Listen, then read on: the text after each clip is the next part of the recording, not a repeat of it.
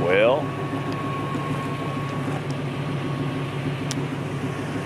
we got no saw with us. I met up with Steve, my buddy, and we were gonna get into one of his spots. And we got a tree across the road. So we're gonna have to think of a new plan. There's some other stuff we can go to, but we're not gonna be able to go to this spot. So day 5 on my shed trip here is off to an interesting start. Let's see where we end up.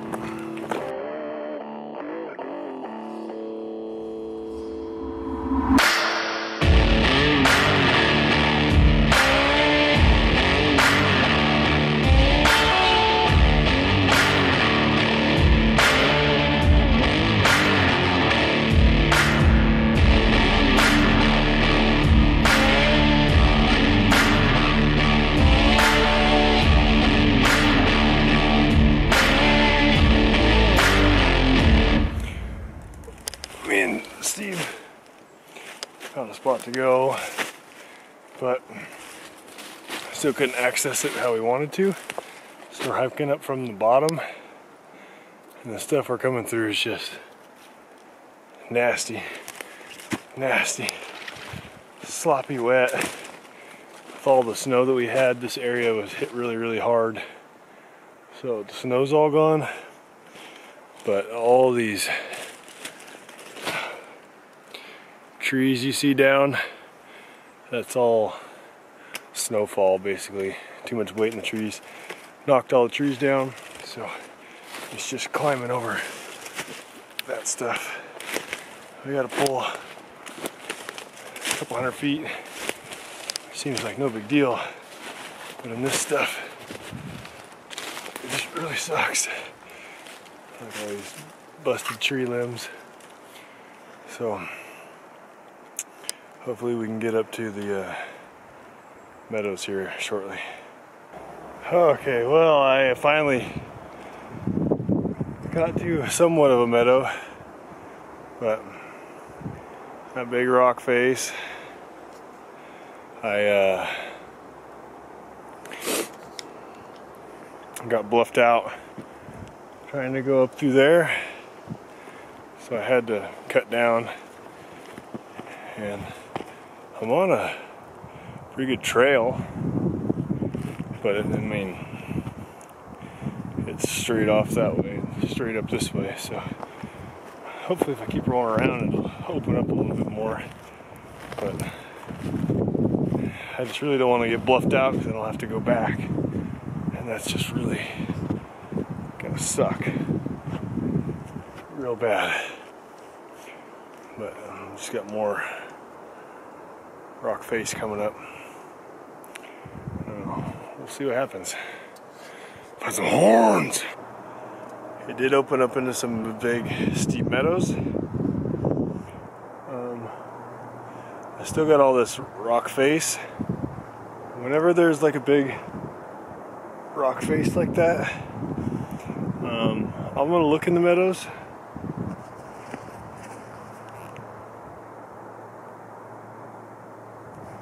There's a horn.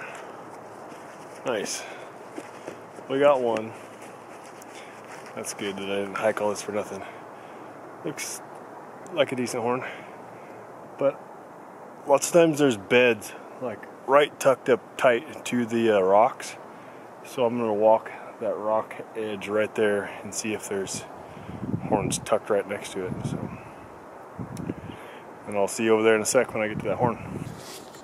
This is kind of what I mean about this flat spot right up here tucked next to this rock.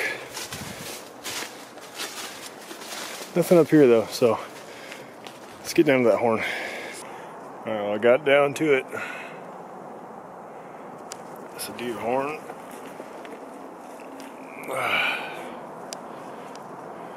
Get off there, stick.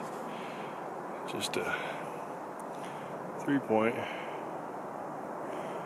He's fresh, still got the wax and stuff. He's laid out a little bit, already got a little sun bleach, but there's literally nothing to protect him here. It's just gonna get sun blasted quick. We're on the board. One, let's find some more. I got a big 4-point down there. I already walked underneath this ledge right here. Walked almost to it, but couldn't see it. Walked around, got on top, looked down, and saw it laying there. Come down here and pick it up.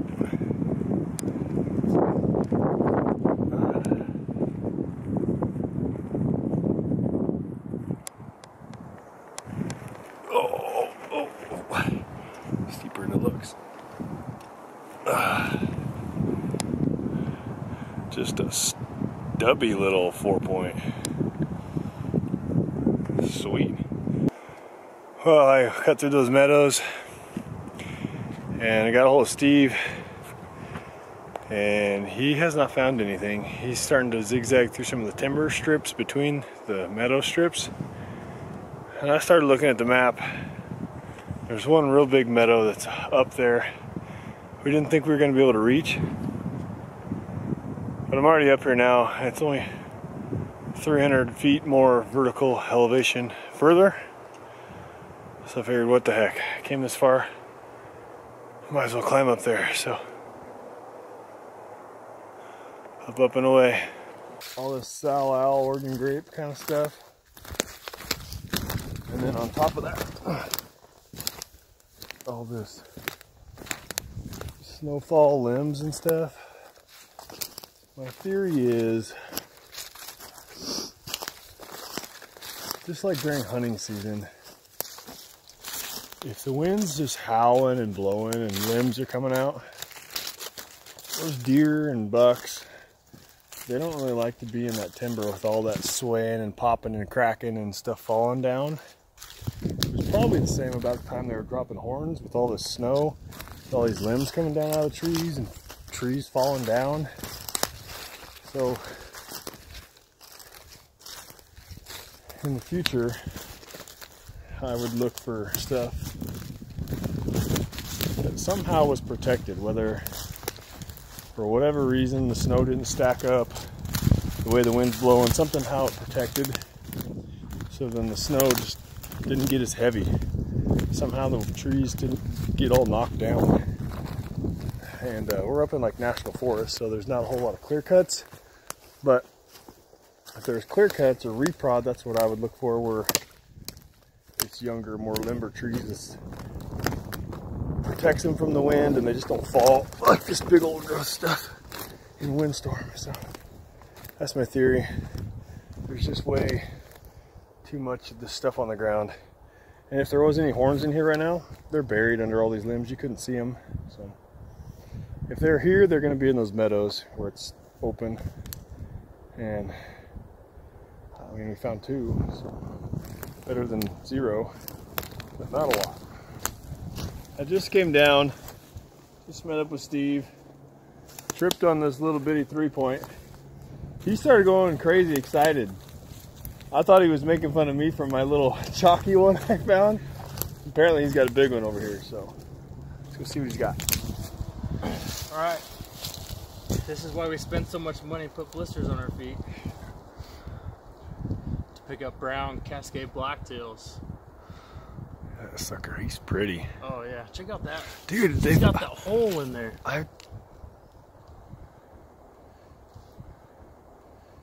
Just with those weird little wormholes or something. Yeah.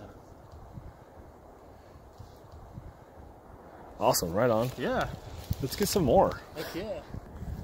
Should have been just more horns out here. Looks so good.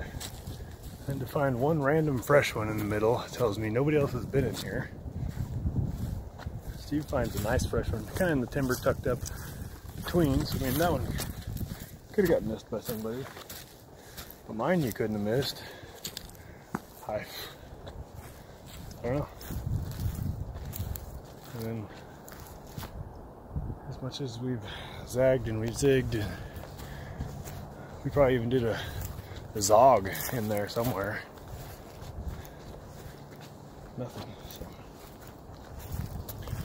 One thing I really not learned, but really came into play this last 5-day stretch of hunting was that what works in one spot, you can't just bank on that to be like the way it is. I mean, I got spots that the meadows, yeah, I'll look in them, nothing ever really there. The adjacent bedding areas always got horns in them. The spots we were in this week, I don't think I found a single horn that was definitively like laying in a bed or near a bed or below a bed or even in like actual 100% bedding area. So what works in one area is not just the way it is. Every area is kind of distinct and different. You just kind of got to learn what works in each place. Also, from year to year, depends on what the weather's doing, those deer are going to be somewhere similar but different. So what works in one area, don't think that that's just the way it is. And what worked one year, don't just think that's the way it is, because the next year will be totally different. Tip of the day. Steve, we're going to have to check your track line, and hopefully you got a good explanation of how you missed that one. I thought you said you went in this meadow, buddy. That's all right. I'll take it. Makes 4 for the day. One more for me, and I'll be at 40 for this little shed trip. Root for me. One more. Come on. Got a small problem. You can't really tell, but that's just like a straight bluff right there. And I've walked to the top of it for a ways. I can't figure out how to get off. So I'm gonna go back over here. See if I can figure out how to get down. This sucks. Alright, well, there's the haul. I mean, looks big on this little tailgate until I reach out and touch it. Just a chunky little 4-point. He'd be a pretty sweet sitka buck. Little old 3, fresh little thing, and an old forked horn that somehow Steve walked past. Well, I'm at the truck. Steve should be here 20-30 minutes. Hopefully he found a bunch after he left me. If he has some, I'll show them to you. If not, see you next time. Like and subscribe. All those things to do on YouTube.